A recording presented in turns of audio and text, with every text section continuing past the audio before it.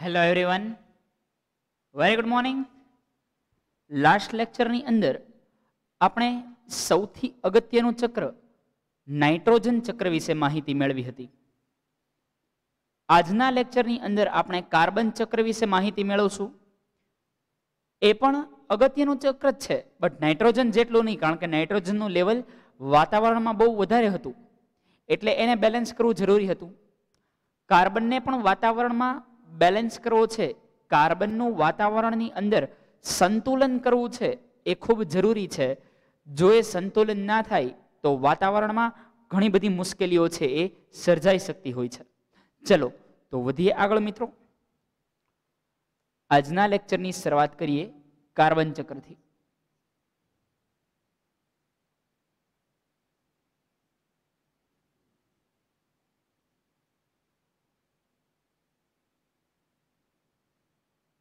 Carbon cycle.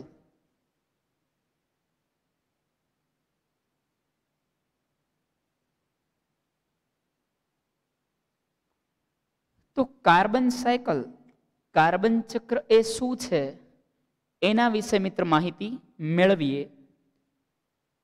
Cycle એટલે શું, ચક્ર એટલે શું, એ આપણને ખબર છે કે જ્યારે જ્યારે વાતાવરણની બહુ વધારે કાર્બન ડાયોક્સાઇડ વધી ગયું હોય છે તો એને બેલેન્સ કરવો ખૂબ જરૂરી છે. એક બીજી વાત કરીએ, મીન્સ આ ટોપિકને રિલેટેડ, અને પછી પાછા ટેક્સ્ટબુકની અંદર આવીએ. વાત કરેલી મેં તમને કે વધારેમાં વધારે તાપમાન અત્યારે 50 કે 52 ડિગ્રી થઈ ગયેલું છે. કન્ટિન્યુઅસલી તાપમાનની વધારો નોંધાય છે. જો આ તાપમાન 58 ડિગ્રી સુધી પહોંચવાની સંભાવનાઓ ભવિષ્યની અંદર પૂરેપૂરી છે. કારણ કે આજથી 10 વર્ષ પહેલા વયા જઈએ તો 10 વર્ષ પહેલા એટલું બધું તાપમાન નહોતું જેટલું આજે છે. આજથી કદાચ 15 કે 20 વર્ષ પહેલા વયા જઈએ તો 15 કે 20 વર્ષ પહેલા એટલું બધું તાપમાન નહોતું જેટલું આજે છે. કન્ટિન્યુઅસલી તાપમાનની અંદર વધારો થાય છે અને એનું એક મુખ્ય પરિબળ જે કાર્બન ડાયોક્સાઇડ પોતે છે. હવે કાર્બન ડાયોક્સાઇડના લીધે અને બીજા અમુક વાયુના લીધે ગરમી કઈ રીતે વધે છે એ ગ્લોબલ વોર્મિંગ વાળા ટોપિકની અંદર મિત્રો આપણે સ્ટડી કરીશું. અત્યારે કાર્બન સાયકલમાં જઈએ, બટ કહેવાની વાત એ છે કે કાર્બનને મેનેજ કરવો ખૂબ જરૂરી છે. કાર્બન આપણી માટે કામનો પણ એટલો જ છે, અને જો ચોક્કસ રીતે યુઝ ના થયો હોય તો આપણી માટે હાનિકારક પણ એ એટલો જ છે. ચલો શરૂ કરીએ મિત્રો. કાર્બન ચક્ર સૌથી પહેલા ડ્રો કરી લઈએ આખી એની સાયકલ. અહીંયા આગળ લખીએ વાતાવરણનો કાર્બન ડાયોક્સાઇડ.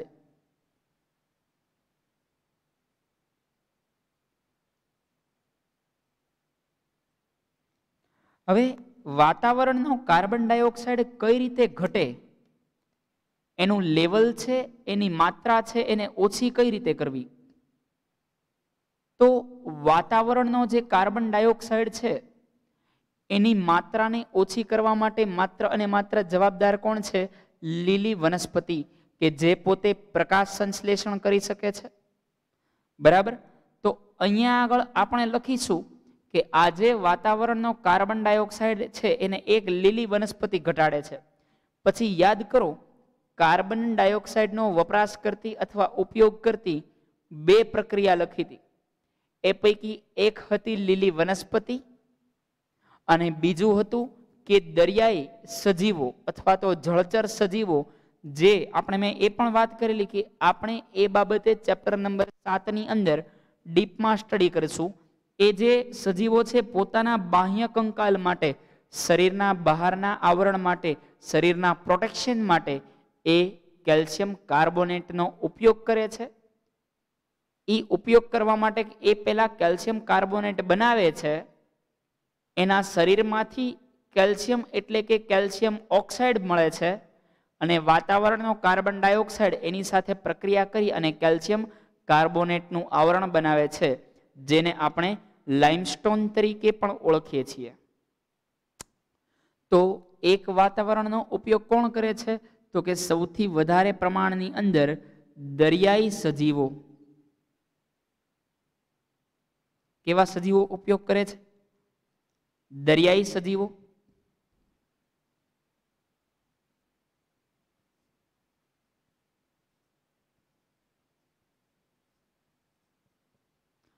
હવે એ જે દરિયાઈ સજીવો છે એ એમાંથી શું ફોર્મ કરશે? તો કે એ દરિયાઈ સજીવો લાઇમસ્ટોન બનાવે છે. કેવો સ્ટોન બનાવે છે? લાઇમસ્ટોન.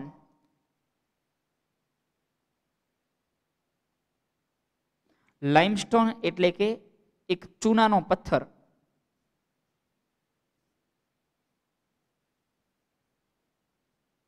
ચલો, ક્લિયર? આગળ વધીએ ત્યાંથી એ વાતાવરણનો કાર્બન ડાયોક્સાઇડ છે, સપોઝ કે પ્રકાશ સંશ્લેષણ દ્વારા વનસ્પતિ તેનું શોષણ કરે છે. શેના દ્વારા? પ્રકાશ સંશ્લેષણ દ્વારા વનસ્પતિ એ કાર્બન ડાયોક્સાઇડનું શોષણ કરે છે. તો આ કાર્બન ડાયોક્સાઇડનો ઉપયોગ કોને કર્યો? વનસ્પતિએ. તો અહીંયા આપણે લખીએ વનસ્પતિ કઈ પ્રક્રિયા દ્વારા? પ્રકાશ સંશ્લેષણ.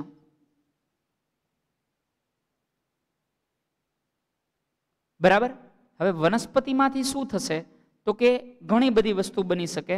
આઈધર વનસ્પતિ એમને પડી છે તો લાંબા સમય સુધી સડી અને એમાંથી પેટ્રોલિયમ કે કોલસાનું નિર્માણ થશે લાખો વર્ષો પછી. દરિયાઈ સજીવો નીચે લખીએ જેથી આપણી પાસે જગ્યા પડી રહે. આ શું ફોર્મ કરે છે? લાઇમસ્ટોન.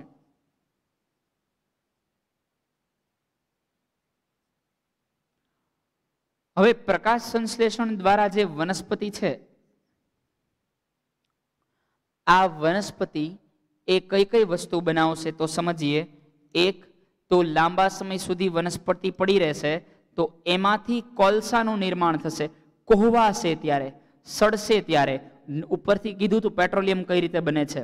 ઉપરથી સ્તર ઉપર સ્તરનું દબાણ લાગતું ગયું, નીચેથી તાપમાન. એ દબાણ અને તાપમાનના તફાવતના કારણે, વધારાના કારણે એમાંથી શું બની ગયું? તો કે કોલસો બની ગયો. તો ચલો મિત્રો, આપણને એ ખ્યાલ પડી ગયો કે વનસ્પતિમાંથી શું બન્યું? લાંબા સમય પછી કોલસો. પણ બધી વનસ્પતિ થોડી દટાઈ જશે.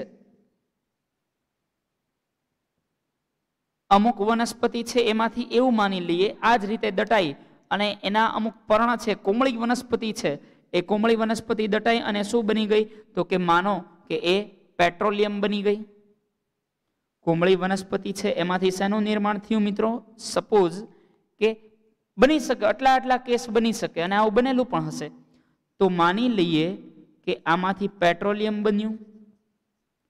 આ એવી વનસ્પતિ છે કે જે કોઈ એને ખાતું નથી, એટલે લાંબા સમય પછી, વર્ષો પછી આઈધર એમાંથી પેટ્રોલિયમ બને છે, અધરવાઇઝ એમાંથી કોલસો બને છે. હવે બધી વનસ્પતિ થોડી પેટ્રોલિયમ ને કોલસો બનાવશે. હવે માની લઈએ કે આવું બનાવ્યું, પણ મોટા ભાગની વનસ્પતિને તો પ્રાણી ખાય છે. એટલે આ જે વનસ્પતિ છે એ વનસ્પતિને ભક્ષણ કોને કર્યું? તો કે એ વનસ્પતિનું ભક્ષણ કરનાર સજીવ એટલે કે પ્રાણીઓ. એટલે કે પ્રાણી દ્વારા તેનું ભક્ષણ થયું.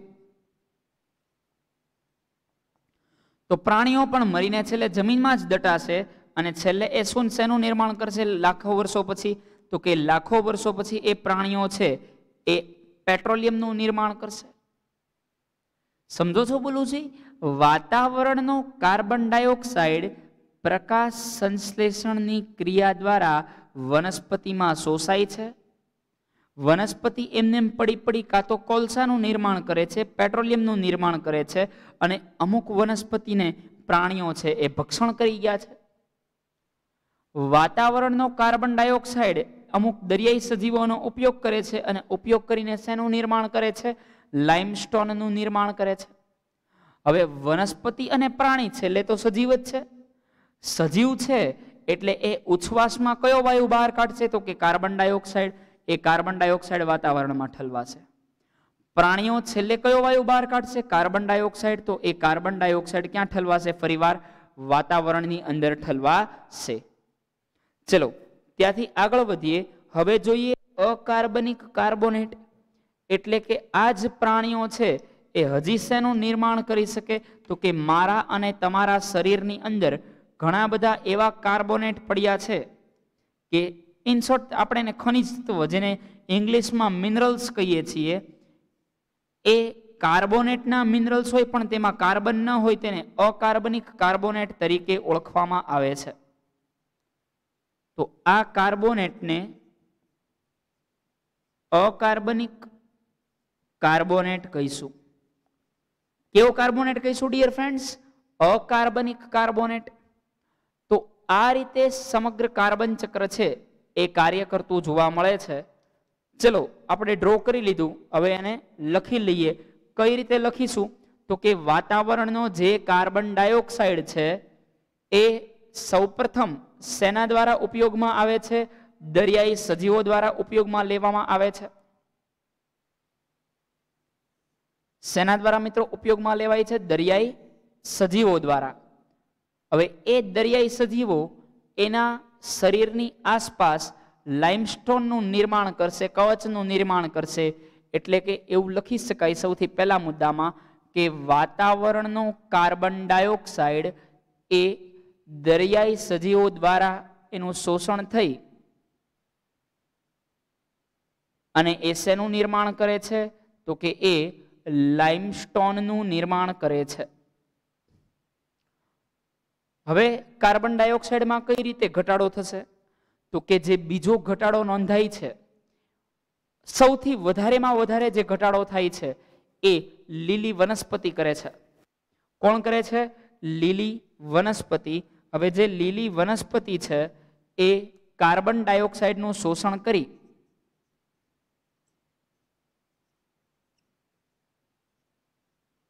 લીલી વનસ્પતિ એ વાતાવરણમાંથી કાર્બન ડાયોક્સાઇડનું શું કરે છે? તો કે શોષણ કરે છે.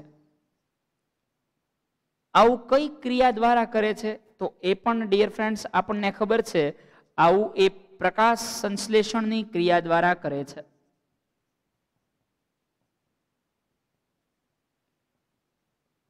અને એ કાર્બન ડાયોક્સાઇડને વાતાવરણમાંથી ઘટાડે તો છે, પરંતુ ખાલી ઘટાડો જ નહીં, એમાંથી આપણો ખોરાક એટલે કે એ કાર્બન ડાયોક્સાઇડમાંથી ગ્લુકોઝનું નિર્માણ કરે છે. વાતાવરણમાંથી કાર્બન ડાયોક્સાઇડ ખેંચી લે છે. પ્રકાશ સંશ્લેષણની ક્રિયા દ્વારા એ કાર્બન ડાયોક્સાઇડમાંથી શેનું નિર્માણ કરે છે? તો કે ગ્લુકોઝનું નિર્માણ કરે છે.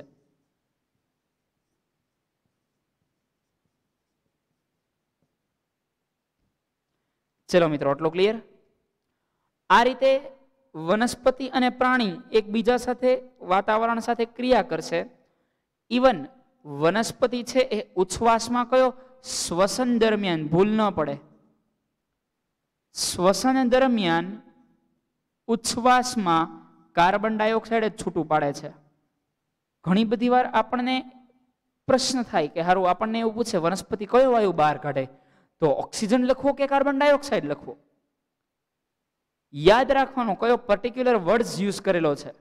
તમને એમ કીધું હોય કે વનસ્પતિ શ્વસનમાં કયો વાયુ લે છે, તો વનસ્પતિ આપણી દરેક સજીવને શ્વસન માટે ઓક્સિજન જોઈએ. તો આપણે ઓક્સિજન લઈએ છીએ એમ વનસ્પતિ શ્વાસમાં ઓક્સિજન લે છે અને આપણે કાર્બન ડાયોક્સાઇડ બહાર એમિટ કરીએ છીએ. વનસ્પતિ ઉચ્છ્વાસમાં કાર્બન ડાયોક્સાઇડ જ એમિટ કરે છે. આટલું ક્લિયર? આગળ વધીએ. એવું કીધું હોય કે પ્રકાશ સંશ્લેષણ દરમિયાન વનસ્પતિ કયો વાયુ લે છે, તો આપણે પ્રકાશ સંશ્લેષણ નથી કરતા, એ કરે છે. તો પ્રકાશ સંશ્લેષણ દ્વારા તે કાર્બન ડાયોક્સાઇડ લે છે અને ઓક્સિજન બહાર કાઢે છે. કાર્બન ડાયોક્સાઇડ લે છે અને ઓક્સિજન વાયુ ક્યાં કાઢે છે? એના શરીરની બહાર કાઢે છે. કાર્બન ડાયોક્સાઇડનું શોષણ કરી પ્રકાશ સંશ્લેષણ દ્વારા શેનું નિર્માણ કરે છે? એ ગ્લુકોઝનું નિર્માણ કરે છે, જેનો દરેક પ્રાણી એક ખોરાક તરીકે મિત્રો ઉપયોગ કરે છે. Clear dear friends? આગળ વધીએ. હવે એમાંથી જે અમુક પ્રાણી છે, પેલા લખીએ વનસ્પતિ. તો વનસ્પતિ એ ખબર પડી ગઈ કે ઉચ્છ્વાસમાં કાર્બન ડાયોક્સાઇડ વાતાવરણમાં બહાર કાઢશે, એ પડી રહેશે જમીનની અંદર દટાતા. તે જમીનમાં સપોઝ કે દટાઈ જશે તો જમીનમાં દટાતા તેનું નિર્માણ કોલસો અથવા પેટ્રોલિયમમાં થશે. જ્યારે પ્રાણી છે, પ્રાણીમાંથી યાદ રાખજો ક્યારેય કોલસો ન બને, પ્રાણીમાંથી માત્ર અને માત્ર પેટ્રોલિયમ જ બને છે. બરાબર. હવે માત્ર પ્રાણી વિશે માહિતી લખી નાખીએ એટલે ચેપ્ટર છે ચેપ્ટર શું ચક્ર છે એ કમ્પ્લીટ થાય. પ્રાણી શું કરે છે તો કે પ્રાણી આઈધર એ અકાર્બનિક કાર્બોનેટ બનાવે છે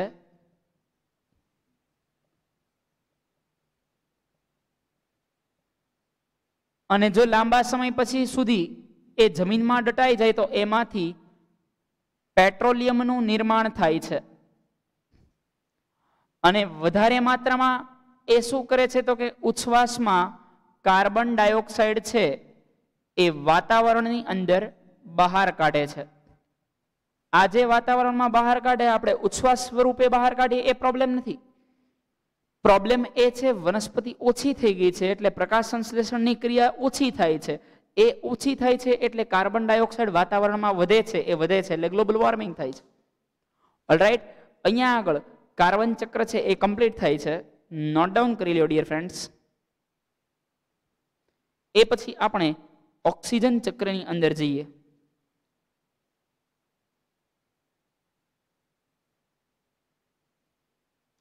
ઉચ્છ્વાસ કરતા આપણે ફેક્ટરી ઇન્ડસ્ટ્રી જેટલી નાખી દીધી છે. એ ઇન્ડસ્ટ્રીના લીધે વધારે કાર્બન ડાયોક્સાઇડ વાતાવરણની અંદર હાલ ભળી ચૂક્યો છે.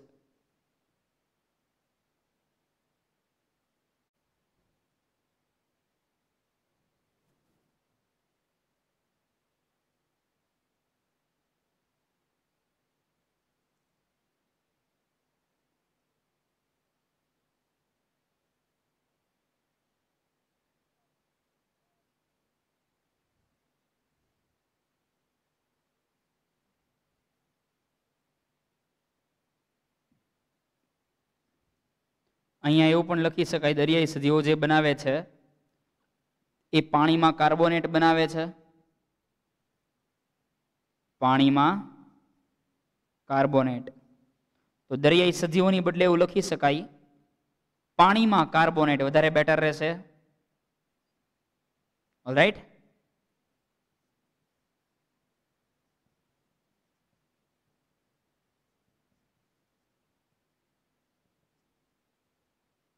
બાકી વનસ્પતિ અને પ્રાણી છે ત્યાં કાર્બનિક દ્રવ્ય, કારણ કે ડાયરેક્ટ એની અંદરના કાર્બનિક દ્રવ્યની જ વાત કરીએ છીએ આપણે. એટલે ચલો મિત્રો, ક્લિયર થઈ ગયું હશે તો ફાઇનલી ઇરેઝ કરું છું.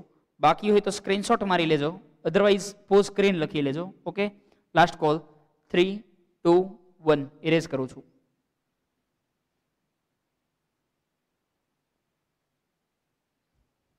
હવે મિત્રો આપણે વાત કરીએ ઓક્સિજન ચક્રની.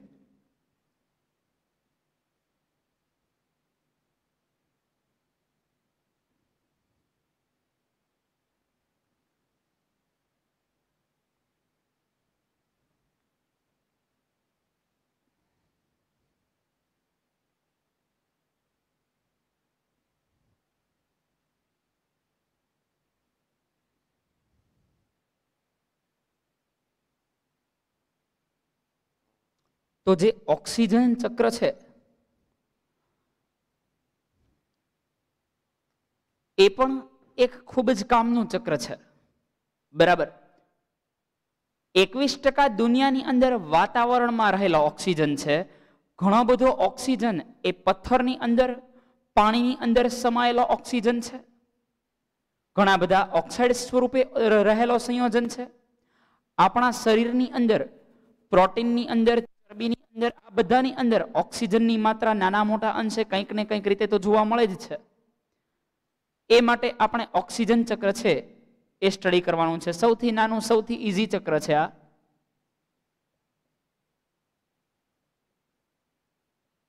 ઓક્સિજન ચક્ર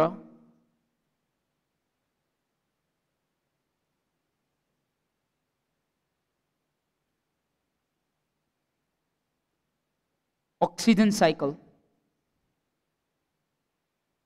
હવે બે રીતે ઓક્સિજન જોવા મળે. એક તો કે જૈવિક રીતે, બીજો છે અજૈવિક રીતે. ફરી એકવાર રિપીટ કરું છું, આપણને જે ઓક્સિજન જોવા મળે છે એ મિત્રો બે રીતે જોવા મળે છે. કઈ બે રીતે? તો કે એક છે એ જૈવિક છે અને બીજી રીત છે એ અજૈવિક છે. અજૈવિક એટલે નિર્જીવમાં જોવા મળતું હોય, જૈવિક એટલે સજીવમાં જોવા મળતું હોય. તો ઓક્સિજન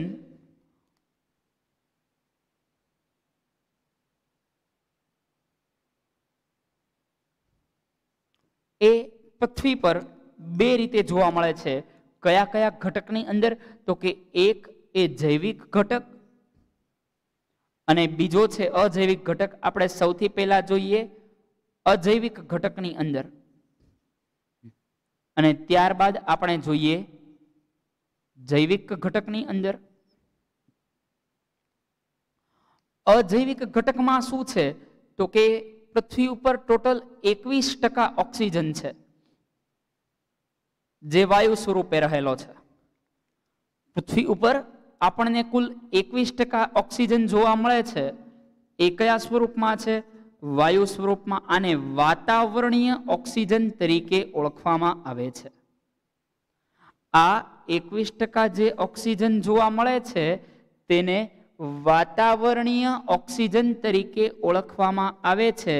અને એ 21% પછીનો જે ઓક્સિજનની આપણે વાત કરીએ તો ધાતુની અંદર, ધાતુમાં ઓક્સાઇડના સ્વરૂપમાં,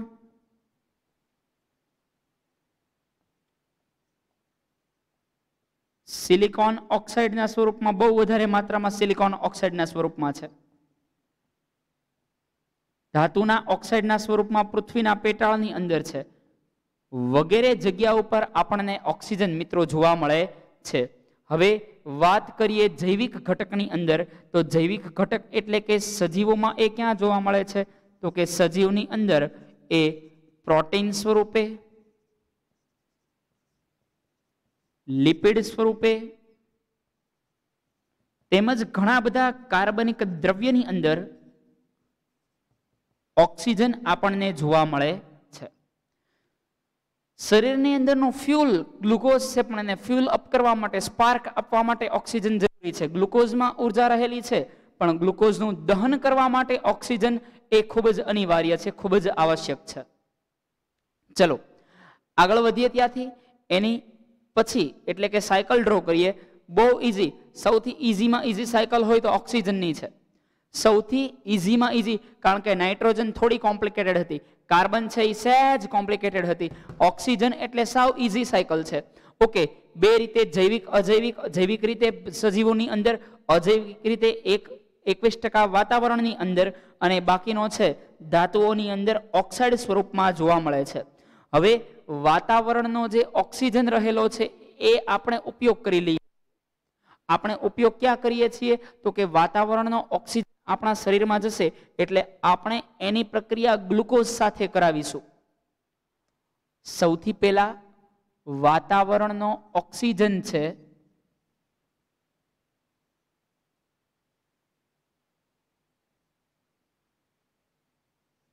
એ વાતાવરણીય ઓક્સિજન આપણા શરીરમાં ગયો. આપણા શરીરની અંદર, હવે આપણા શરીરમાં કઈ પ્રક્રિયા મારફતે આવ્યો હશે? તો કે એ શ્વસનની ક્રિયા મારફતે આવેલો છે. કઈ ક્રિયા મારફતે? શ્વસનની ક્રિયા મારફતે આપણા શરીરમાં ગયો. એ ઓક્સિજન સાથે શરીરમાં શું પડ્યું છે? તો કે ગ્લુકોઝ C6H12O6. હવે આપણે જ્યારે આ શરીરની અંદર ઓક્સિજન લીધો, ઓક્સિજન કોષમાં ગયો, દહન થયું, કાર્બન ડાયોક્સાઇડ અને પાણી જનરેટ થાય છે.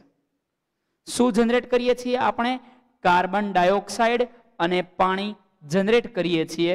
એ પણ કઈ પ્રક્રિયા છે? શ્વસન. આપણે જે ઉચ્છ્વાસ તરીકે બહાર કાઢીએ છીએ એ ઉચ્છ્વાસની અંદર કાર્બન ડાયોક્સાઇડ અને પાણી છે એ બહાર કાઢ્યા.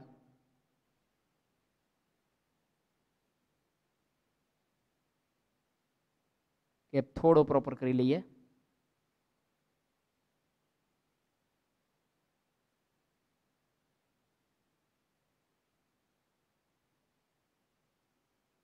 ચલો, તો અહીંયા આગળ જે જોવા મળે છે એ આપણી માટે શું છે?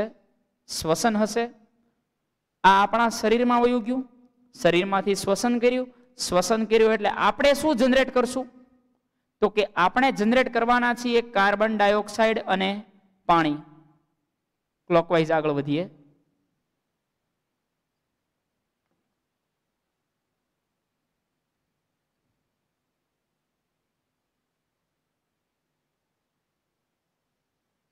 ચલો અહીંયા આગળ આપણે લખી લઈએ શ્વસન.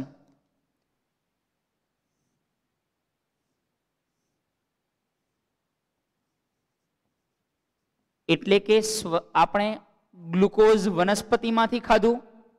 કોઈ પણ વસ્તુ ખાઈએ છીએ ગ્લુકોઝ મળે છે, રોટલીમાં ગ્લુકોઝ છે. ઓક્સિજન વાતાવરણમાંથી ઉપાડ્યો, શ્વસન કર્યું એટલે આપણે કયો વાયુ બહાર કાઢશું? તો કે કાર્બન ડાયોક્સાઇડ. ખાલી કાર્બન ડાયોક્સાઇડ બહાર નથી નીકળતો, એ કાર્બન ડાયોક્સાઇડ સાથે પાણી પણ બહાર નીકળે છે. એ પાણી કદાચ એર કન્ડિશનર જોયું હોય, એસી જોયું હોય તો એમાંથી બે લાઈન પાસ થતી હોય, એક કાર્બન ડાયોક્સાઇડની હોય, બીજી પાણીની હોય. આગળ વધીએ. હવે આપણે શ્વસન કર્યું એના લીધે આ બધા ગેસ બહાર નીકળ્યા. કયા કયા? તો કે કાર્બન ડાયોક્સાઇડ અને પાણી. હવે એ કાર્બન ડાયોક્સાઇડ અને પાણીનું શું થશે? તો કે એ જે કાર્બન ડાયોક્સાઇડ ને પાણી છે, વનસ્પતિ ફરીવાર એ જ કાર્બન ડાયોક્સાઇડ અને પાણીનો ઉપયોગ કરી લેશે અને એમાંથી એ શું બનાવશે? ગ્લુકોઝ બનાવશે. કઈ પ્રક્રિયા દ્વારા બનાવશે ગ્લુકોઝ? તો કે વનસ્પતિ કાર્બન ડાયોક્સાઇડ અને પાણીનો ઉપયોગ કરે છે અને ગ્લુકોઝ બનાવે છે સૂર્યપ્રકાશની હાજરીમાં. તો આપણને બધાને ખબર છે કે એ પ્રક્રિયાને આપણે પ્રકાશ સંશ્લેષણ તરીકે ઓળખીએ છીએ. તો અહીંયા આગળ આ બંનેને પેક કરી દઈએ, ત્યાંથી આગળ ચાલીએ. બરાબર. તો અહીંયા જે પ્રોસેસ થાય છે એ પ્રોસેસનું નામ શું લખીશું? પ્રકાશ સંશ્લેષણ, ફોટોસિન્થેસિસ. તમે સ્ક્વેર પણ મારી શકો, બુકમાં સ્ક્વેરની બદલે રાઉન્ડ કરેલા છે આ રીતે. બરાબર. તો રાઉન્ડ કરો તો પણ કોઈ ચિંતા નથી, મેં અહીંયા સ્ક્વેર લાઈન ડ્રો કરી છે. ઓકે. તો અહીંયા આગળ જે યુઝ કરશે, અહીંયા આગળ જે બનાવશે એ પ્રકાશ સંશ્લેષણ હશે. કઈ પ્રક્રિયા હશે મિત્રો? પ્રકાશ સંશ્લેષણ. અને એ પ્રકાશ સંશ્લેષણ દ્વારા આખી પ્રક્રિયા કરશે. આ રીતે. ચલો ફાસ્ટ ફોરવર્ડ આખા ચક્રને કરી લઈએ કે સૌથી પહેલા વાતાવરણનો કાર્બન ડાયોક્સાઇડ હતો, વનસ્પતિએ બનાવેલો ગ્લુકોઝ હતો, એ પ્રાણીના શરીરમાં જતા શ્વસન કર્યું, એને ઉર્જા મેળવવા માટે બંને પ્રક્રિયા કરે છે અને એ શ્વસન દ્વારા કયો વાયુ મુક્ત થશે? તો કે કાર્બન ડાયોક્સાઇડ અને પાણીની બાષ્પ. હવે કાર્બન ડાયોક્સાઇડ વધી ન જાય એ માટે શું કરીએ છીએ? તો કે પ્રકાશ સંશ્લેષણની ક્રિયા થાય છે અને એ પ્રકાશ સંશ્લેષણની ક્રિયા દ્વારા વાતાવરણનો ફરીવાર ઓક્સિજન મળે છે અને વનસ્પતિ એના દ્વારા ગ્લુકોઝ બનાવે છે. વનસ્પતિ બનાવે છે, આપણે ખાઈએ છીએ. That's all. સિમ્પલ સાયકલ છે. લખાણની વધારે કંઈ જરૂર નથી. એટલે હજી આનું ડિસ્ક્રિપ્શન હું લખતો નથી, કારણ કે હું જે બોલ્યો એ જ આનું લખાણ છે. ચલો મિત્રો નોટ ડાઉન કરી લ્યો. આ જે છે આનું નામ છે ઓક્સિજન ચક્ર.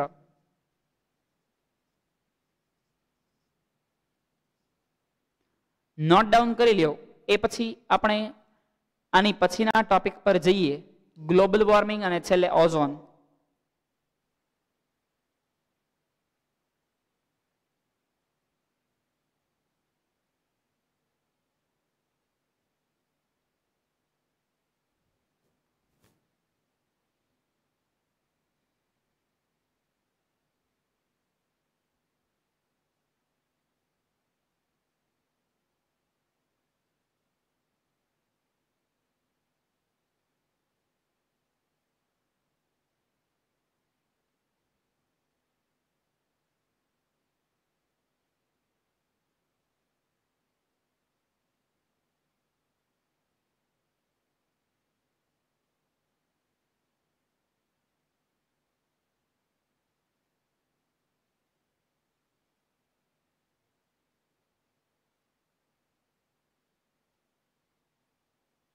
ચલો મિત્રો, હોપ કમ્પ્લીટ થઈ ગયું હશે.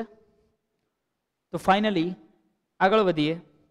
ઇરેઝ કરું છું, બાકી હોય તો સ્ક્રીનશોટ મારી લેજો, અધરવાઇઝ પોઝ કરીને લખી લેજો. ઓકે.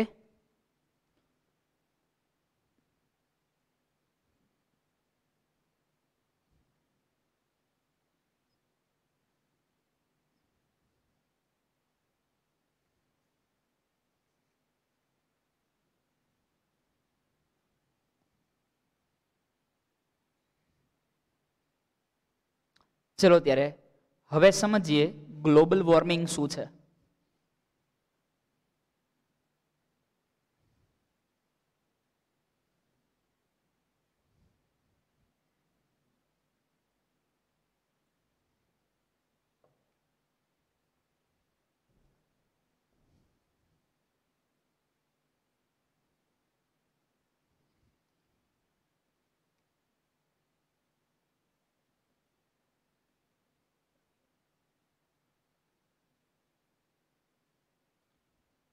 દરેક જગ્યાએ જે ગરમીમાં આખા વિશ્વના તાપમાનની અંદર ધીરે ધીરે જે વધારો થાય છે, ગ્લોબલ એટલે આખી દુનિયા, દરેક જગ્યાએ વોર્મિંગ એટલે ગરમી. શા માટે, શેના લીધે થાય છે એ સમજીએ. અમુક ચોક્કસ પ્રકારના વાયુઓ, ખાસ કરીને એની અંદર કાર્બન ડાયોક્સાઇડ અને મિથેન જેવા ગ્રીનહાઉસ વાયુઓનો સમાવેશ થાય છે, CFC. આ બધા ગ્રીનહાઉસ જેવા વાયુઓના કારણે, ગ્રીનહાઉસ વાયુ એટલે શું એ સમજીએ તો કે આ આપણી પૃથ્વી છે, આ અર્થ છે, એની ઉપર આ વાતાવરણ છે. હવે અહીંયા આગળથી સૂર્યના કિરણો છે એ પૃથ્વીના વાતાવરણની અંદર પ્રવેશે છે. ઉપરથી સૂર્યના તરંગો એ આપણા પૃથ્વીના વાતાવરણમાં પ્રવેશે છે. એ પ્રવેશે એની સાથે કોઈ ચિંતા નથી. જ્યારે આવે છે ત્યારે એ શોર્ટ વેવ હોય છે. કેવા વેવ કહેવાય? Short wave. એ નાના એવા તરંગો જ્યારે જમીન સાથે ભટકાય ત્યારે એ અથડાય અને બાઉન્સ બેક થાય, પરાવર્તન થાય, ત્યારે એ લોંગ વેવ બની જાય છે. ત્યારે એ કેવા બની જાય છે? લોંગ વેવ બની જાય છે. હવે આ લોંગ વેવ બની ગયા ત્યારે આ જે મોટા તરંગો એ અહીંયા આગળથી પસાર થઈ શકતા નથી. અહીંયા આગળથી એટલે કે ક્યાંથી? તો કે ગ્રીનહાઉસ વાયુઓમાંથી. કારણ કે અહીંયા આગળ જે વાયુ છે એ મોટે ભાગે કાર્બન ડાયોક્સાઇડ અને CFCનું પ્રમાણ, CFC કરતાંય કાર્બન ડાયોક્સાઇડનું જે હદ કરતાં વધારે પ્રમાણ આપણા પ્રદૂષણના કારણે વધી ગયેલું છે, એના લીધે પ્રોબ્લેમ થાય છે. કાર્બન ડાયોક્સાઇડ તરંગો નાના છે એટલે અંદર તો આવવા દેશે, પરંતુ જ્યારે એ તરંગ અહીંયાથી અથડાઈ અને ઉપર તરફ બાઉન્સ બેક થશે ત્યારે એ બધી બાજુ વિખેરી નાખશે. આ રીતે. બરાબર. આની પહેલા આપણે બીજા ટોપિક વિશે આ ચેપ્ટરમાં આવું ભણ્યા હતા ક્યાંક. તો વિખેરશે એટલે ફરીવાર જે ગરમીના તરંગો છે એ અથડાઈ અને જે બહાર નીકળી જતા હતા એ ગરમીના તરંગો આવ્યા, પછી બહાર જવાની બદલે પાછા સ્પ્રેડ થઈ ગયા. આ જે સ્પ્રેડ થાય છે એને આપણે ગ્લોબલ વોર્મિંગ તરીકે ઓળખીએ છીએ.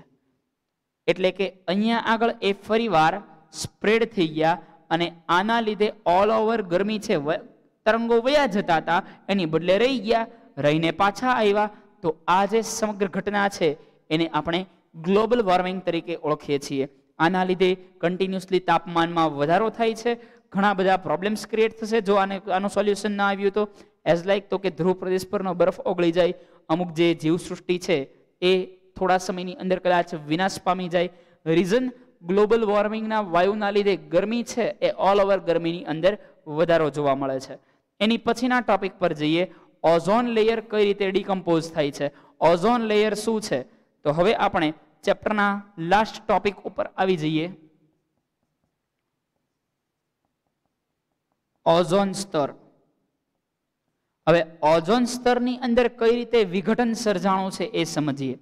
તો અત્યાર સુધી જે એસીની અંદર ખાસ કરીને જે વાયુ યુઝ થયો ક્લોરોફ્લોરોકાર્બન, આ ક્લોરોફ્લોરોકાર્બન છે એ ઓઝોન વાયુના ગાબડા માટે જવાબદાર છે.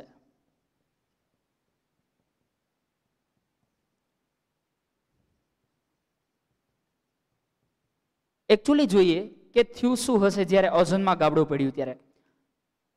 જેટલા ક્લોરોફ્લોરોકાર્બનના ફ્રીઝ અને એસીની અંદર યુઝ થતા વાયુઓ છે, ઠંડુ રાખવા માટે ક્લોરોફ્લોરોકાર્બન વપરાય, એ અમુક ચોક્કસ સમય પછી વાયુના સ્વરૂપની અંદર વાતાવરણમાં પાછા ઠલવાય છે. જ્યારે આ માનવ સર્જિત ક્લોરોફ્લોરોકાર્બન જેવો ઝેરી વાયુ આજની તારીખે યુઝ કરીએ જ છીએ, બટ એ ક્લોરોફ્લોરોકાર્બન નથી. એ ક્લોરોફ્લોરોકાર્બનની બદલે HFC હાઇડ્રોફ્લોરોકાર્બન છે. સી ક્લોરોફ્લોરોકાર્બન કે હાઇડ્રોફ્લોરોકાર્બન બંને વાતાવરણને નુકસાન તો કરે જ છે, બટ પ્રમાણમાં જે હાઇડ્રોફ્લોરોકાર્બન છે એ ઓછું નુકસાન કરે. એકચ્યુઅલી પહેલા ત્યાંથી શરૂઆત કરીએ, ઓઝોનનું લેયર બન્યું કઈ રીતે હશે? એકચ્યુઅલી ઓઝોન શરીર માટે ઝેરી છે, બટ ઓઝોન ઘણો બધો ઉપર છે. એ ઘણો બધો અહીંથી ઉપર હોવાના કારણે શું થાય છે તો કે એ ઓઝોન એ હાઇટ બહુ વધારે છે, એના લીધે એ આપણને કોઈ ઇફેક્ટ નથી કરતો. આ આપણી પૃથ્વીને અહીંયા આગળ ઓઝોન વાતાવરણના સૌથી ઉપરના લેયરની અંદર ઓઝોનનું લેયર જોવા મળે છે. હવે ઓઝોન આખે આખું એવી જાળી જેવું કાર્ય કરે છે કે સૂર્યમાંથી ઘણા બધા તરંગો એ પૃથ્વી પર આવે છે, ત્યારે જે અલ્ટ્રાવાયોલેટ તરંગો છે, કેવા રેસ?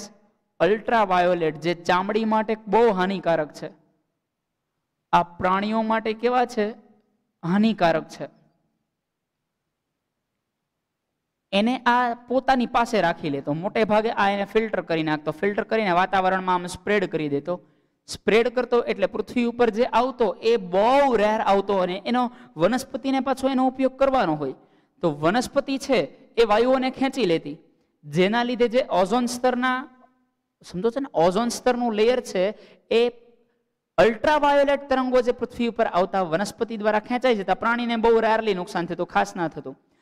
હવે આ જે ક્લોરોફ્લોરોકાર્બન છે, એક ક્લોરોફ્લોરોકાર્બનના અણુ, એક ક્લોરોફ્લોરોકાર્બનનો અણુ એ 1,00,000 ઓઝોનના અણુને તોડી નાખે છે.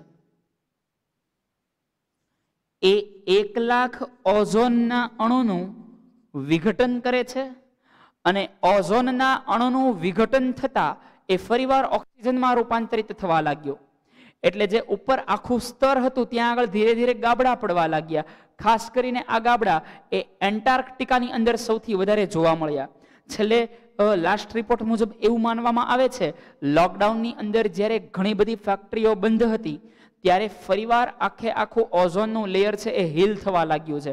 એટલે આપણે પ્રદૂષણ ન કરીએ તો એ વાતાવરણ ઓટોમેટિક રિપેર થાય જ છે, બટ આપણે પાવર ઓફ બેનિફિટ્સની અંદર અને પાવર ઓફ પ્રોફિટની અંદર એટલા ડૂબી ગયા છીએ કે જેના વગર કદાચ ફેસિલિટીઝ વગર આપણી જિંદગી શક્ય ના બની શકે.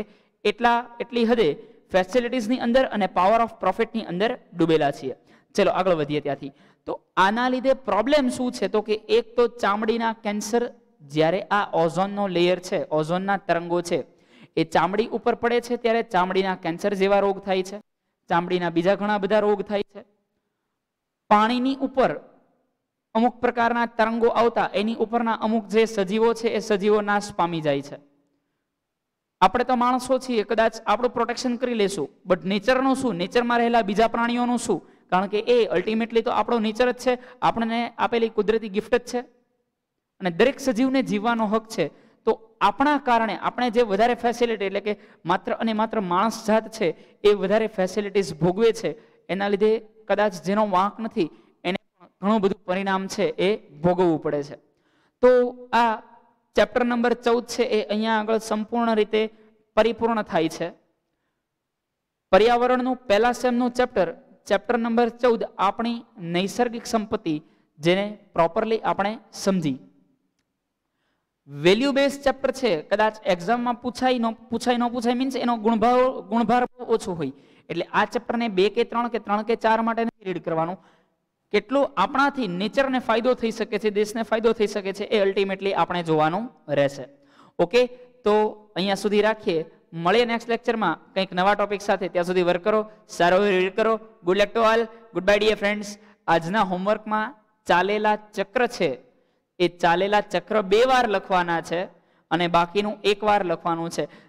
હોમવર્ક થોડું આ વખતે વધારે છે, બટ વધારે તો ના કહી શકાય, કારણ કે ચક્ર ઘણું બધું સમજાવે છે અને ચક્રનો નાનો મોટો ઉપયોગ પાછો આગળ આવશે બાયોલોજીની અંદર. ઓકે, તો પ્રોપર હોમવર્ક કરો. હોપ ઉતારા તમે નહીં મારતા હો. Okay, goodbye dear friends. Good luck to all. બાકી હોય એ નોટ ડાઉન કરી લે.